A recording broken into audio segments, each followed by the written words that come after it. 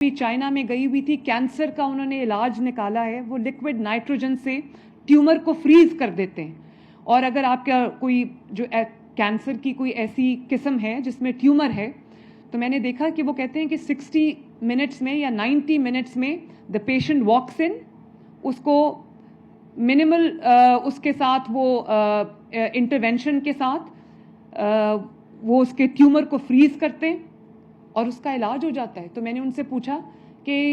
क्या इसके रिजल्ट्स जो हैं वो कन्वेंशनल सर्जरी से कितने मुख्तलिफ हैं। उन्होंने कहा कि इसका सक्सेस रेट जो है वो उतना ही है जितना एक कन्वेंशनल सर्जरी का है, जिसमें आपको ऑपरेट करके वो आपके ट्यूमर को रिमूव करते हैं।